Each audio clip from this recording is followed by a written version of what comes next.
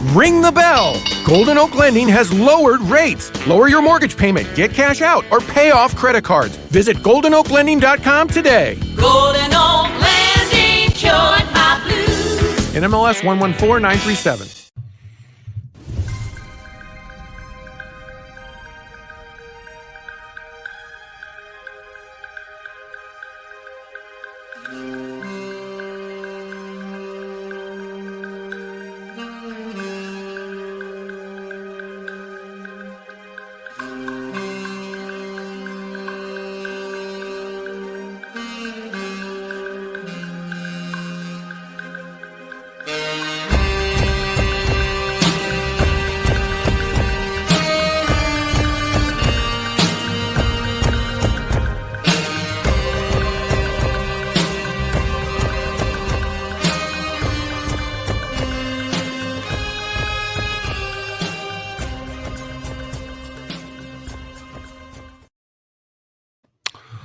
Good evening or morning, depending on where you are, everyone. I am Kirk Henderson. Welcome to Pod Maverick After Dark.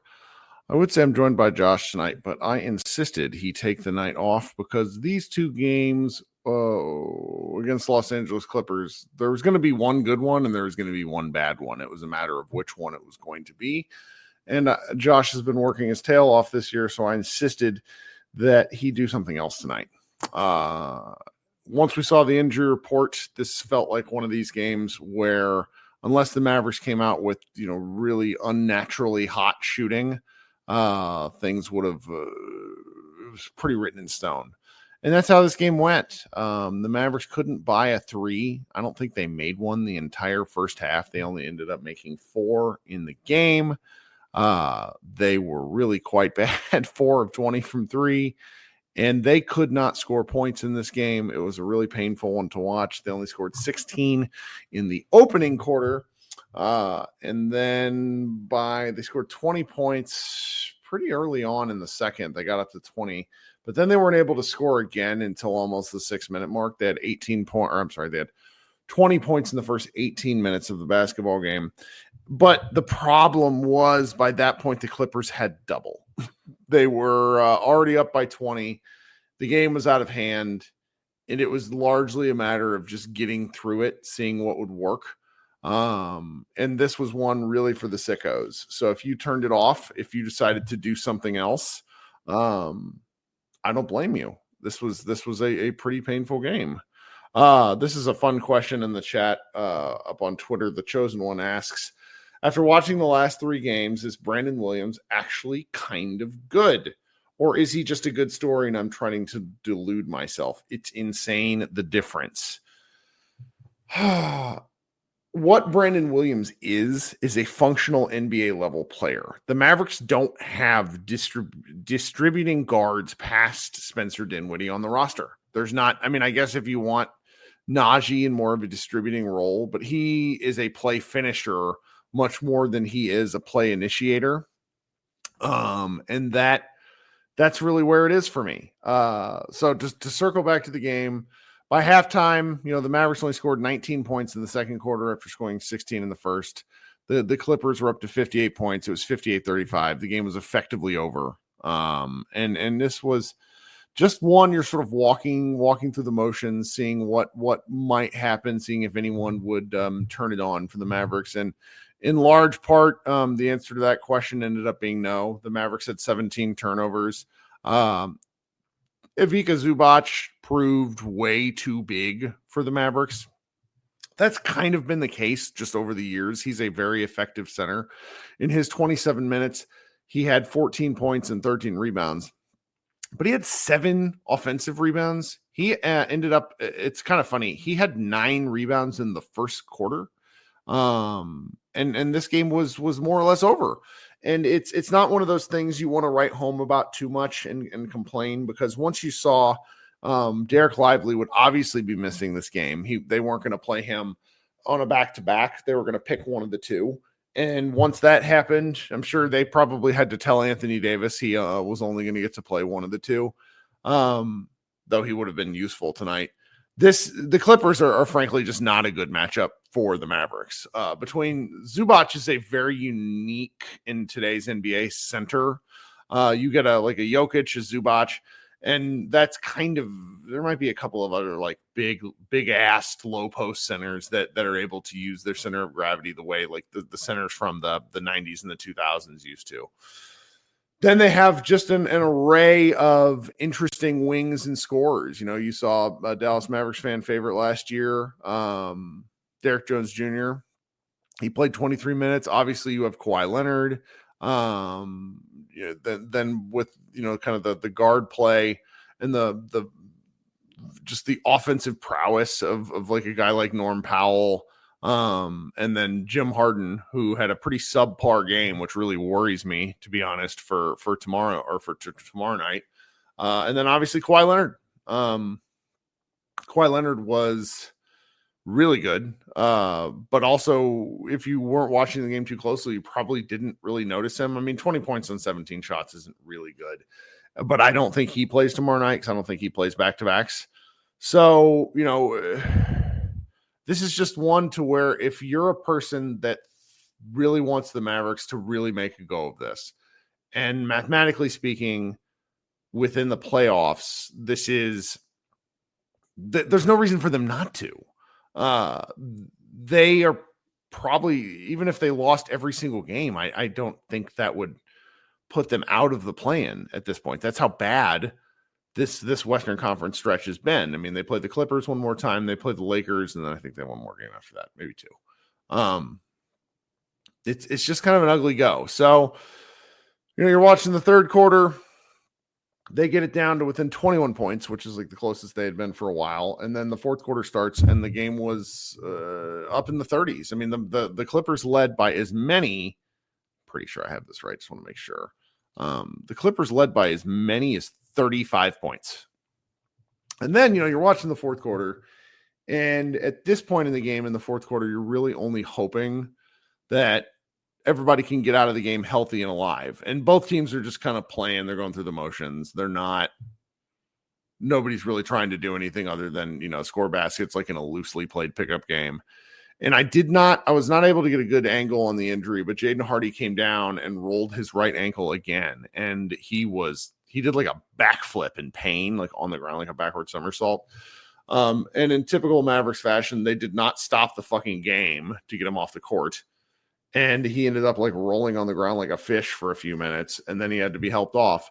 And, I make fun of Hardy a lot because I think he's a pretty limited player. But given what the Mavericks have, they need guys who are small and can dribble and can drive. I didn't mention this earlier, but Klay Thompson didn't play the second half due to, quote, illness. I made the joke that he was sick of this fucking basketball team. But you go through the lineup right now, guys. Let's just kind of go through it together. PJ Washington, Najee Marshall, Daniel Gafford, Spencer Dinwiddie, Klay Thompson, Kai Jones, Caleb Martin, Dwight Powell, Max Christie, Anthony Davis, Dereck Lively. There's not any guards in that group outside of Spencer. And Spencer playing pretty well. And, tonight he was a -20, but he didn't do anything that drove me crazy other than play terrible defense. But that's just kind of the bar for Spencer. That's sort of where we are. Okay. We're only like 10 minutes into this one. I'm supposed to go 20 minutes for almost every show. I have to insert a couple of ads real quick. It's just sort of the nature of the new thing here. But if you guys are listening on the live stream, there's not too many people in here tonight. I don't really blame you. It's a Friday night.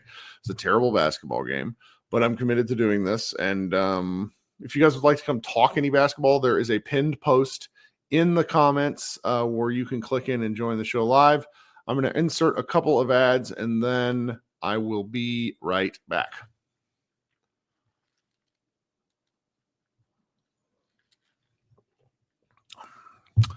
Okay.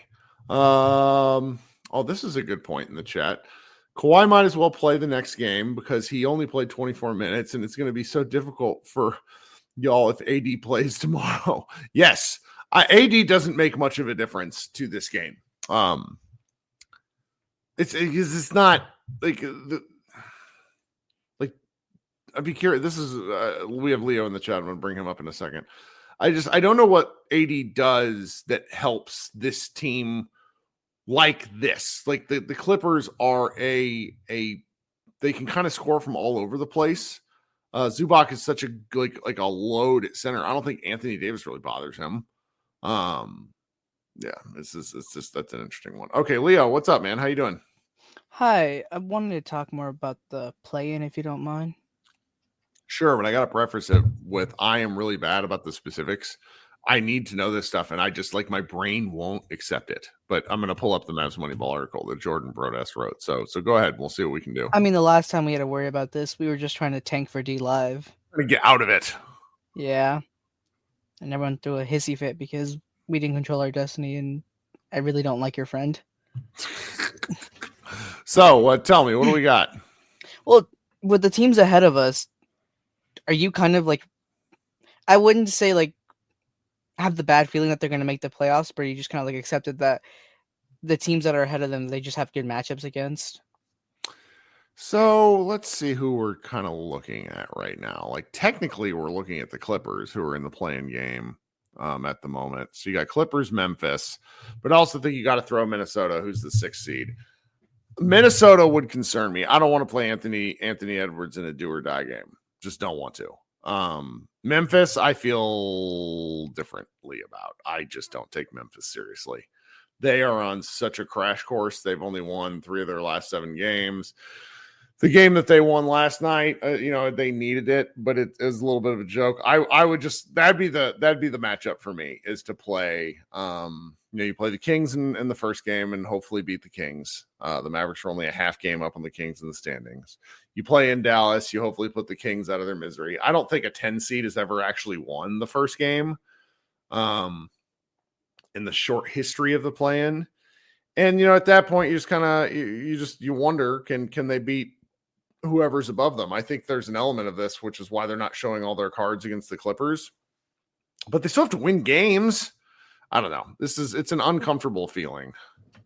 And, just to deviate a little bit off the topic, but the amount of teams that have just kind of self-destructed over the last couple of months is insane. Even like based off of last year's Western Conference Finals, the Wolves kind of shit themselves whenever they traded. Yeah. Cat, the Grizzlies, who are always really good at drafting players.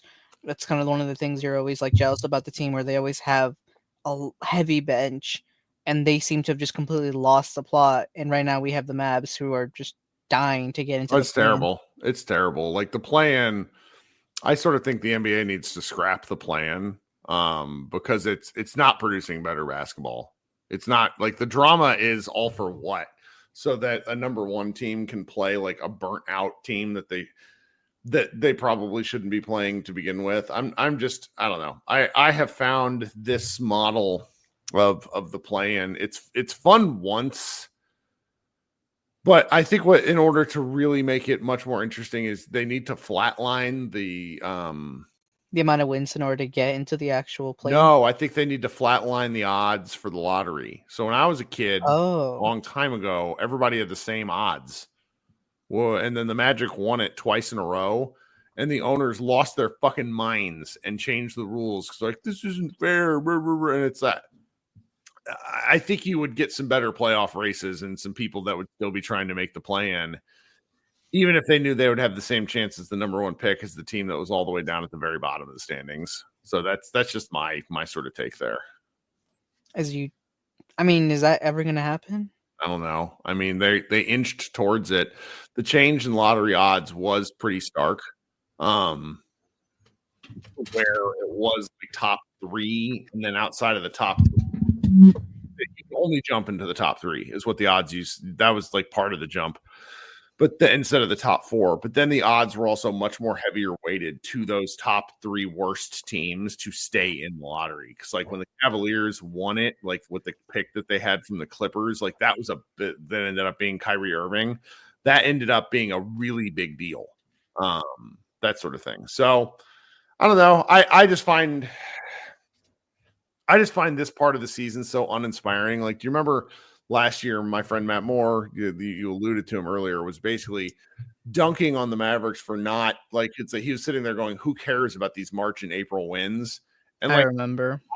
as I'm watching now from the other side of it, I get it. Because like none of these games feel real. Like the Mavericks to this point, I'm pretty sure. I'm just going to go look at kind of their schedule.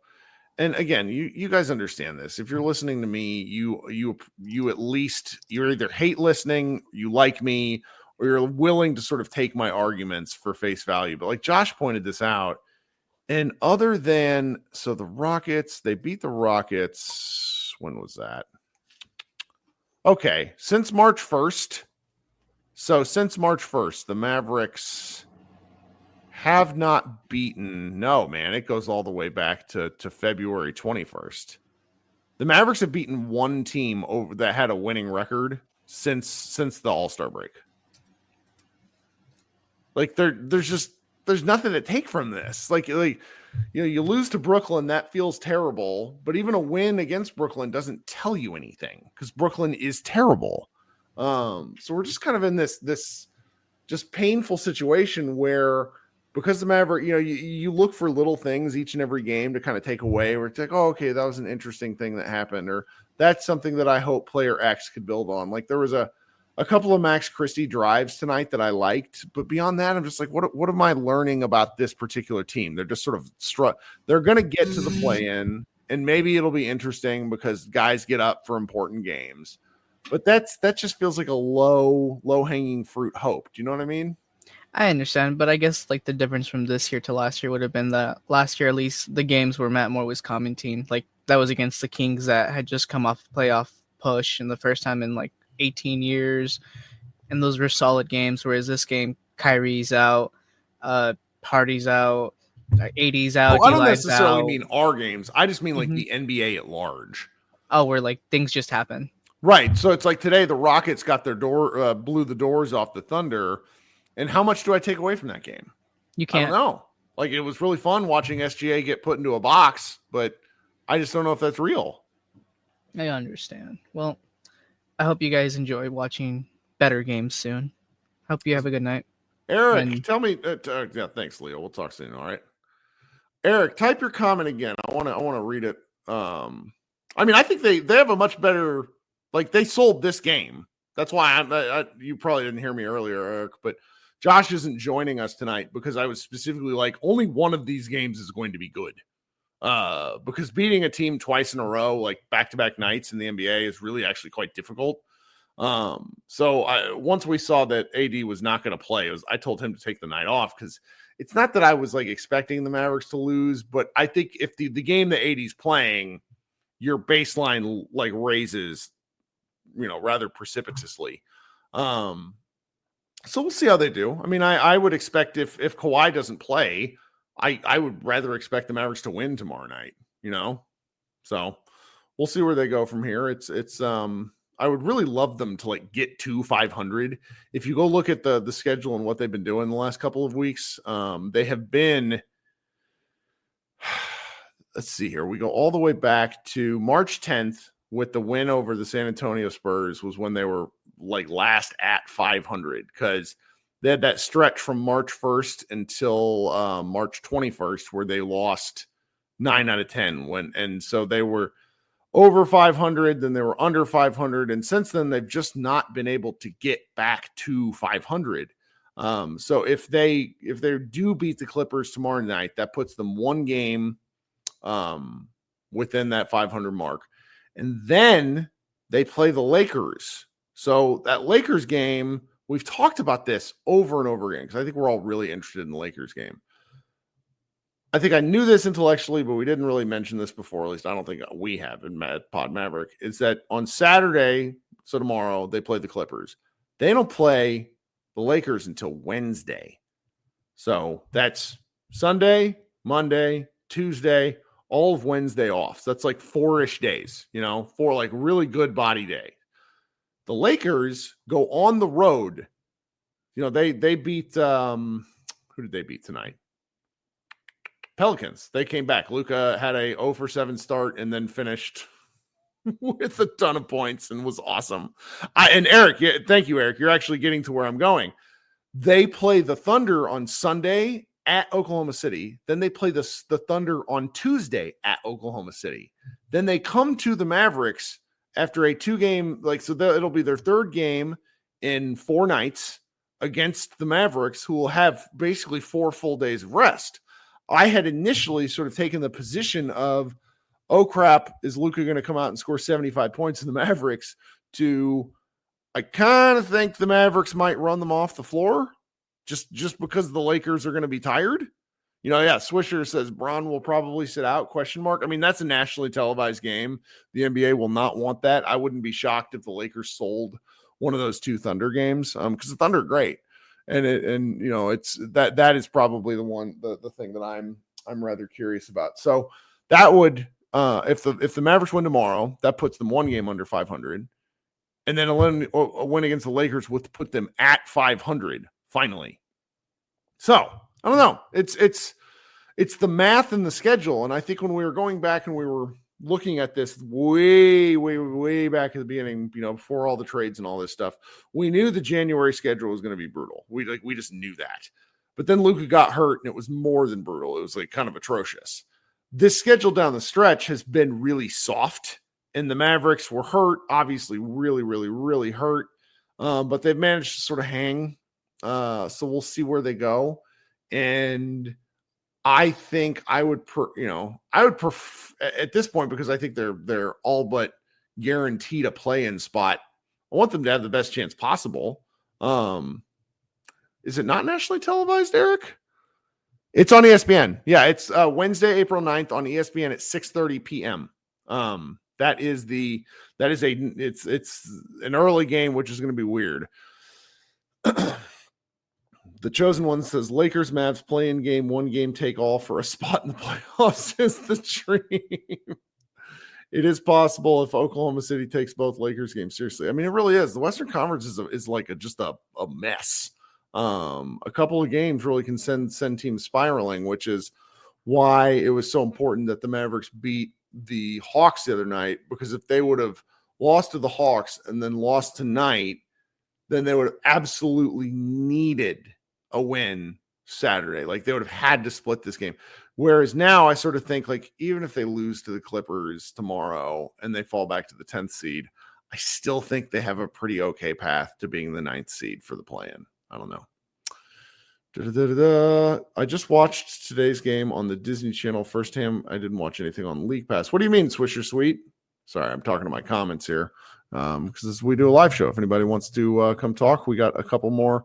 There's a link in the YouTube show comments where you can come up here and hang out with me for a few minutes. But I think we're kind of at the end of the show here. There's just not anything to talk about, nothing to rag on. Just the only thing I feel bad for Jaden Hardy's injury. They're just trying to get out of this game fucking alive, and of course we can't. ESPN is on the Disney Channel now. Yes, but I don't know. I've not been able to figure out what the cadence of when those games are and aren't on. But we'll figure that out. All right, guys. Decent crowd for what it was. We'll be on tomorrow night. Eric says, I don't think we fall back to 10th if we lose tomorrow, because we are a little bit ahead of Sacramento. So right now, let's go to NBA.com, because NBA.com's thing actually updates quickly, whereas ESPN's does not. So it looks like every game is final, because we were the last game of the night. The Mavericks are a half game ahead of Sacramento. A half game. And Sacramento has to play... God, this is it's like accounting. This is so ridiculous. They play Cleveland on Sunday. So if the Mavericks fall, they then fall a half game behind. Is that right? Or do they tie? We don't own the problem is we don't own the tiebreaker with Sacramento. That's the real bitch. We just need to be flat out ahead of them. Is where we go. A couple guys in the chat are asking what happened to Clay. He didn't come back after halftime, and they said he was sick. I sort of wonder if they were like, you know what? We're just not going to play him so he can play tomorrow night. So we'll see. We will see. Let's go check the tiebreaker. This is good stuff, Eric. I'm glad you're asking these questions because you're quite literally helping me out with the show. I am appreciative of that. Let's go look at the Mavericks schedule just to see what the season series is with the Kings. This is really good podcasting when I'm like reading stuff on air. That the one that's like stuck in my brain is that garbage win the Kings got with the 9-step travel by what's his name. All right, so the Mavericks versus Sacramento season series. They beat us. Sacramento's won the series 3-0 because they beat the Mavericks on the New Year's Eve, 110-100. They beat the Mavericks on February 10th, 129-128 in overtime. That's the one where DeMar DeRozan walked like crazy. And then earlier in March, when we were down to like no players, they beat us 122-98. So that's where we go. Oh, well. The chosen one says, let's be honest, DeRozan is going to go for 40 on us in the play-in game. Man, come on. I'm a negative shit, and I don't think that'll happen. I hate the Kings. I've hated the Kings since 2003. Anyway, fun show. Thanks for letting me talk to myself for a half hour. Remember, guys, I'm going to be back with Josh tomorrow night, and if there's any interest, I'll do an actual Mavs party. I know there's not a lot of you guys that want to get up here on stage and chat with me, and I get it. It's not easy, but I am appreciative of you folks in the comments and those of you who are hanging out. Everybody be good. We will talk to everyone soon. Go Mavs.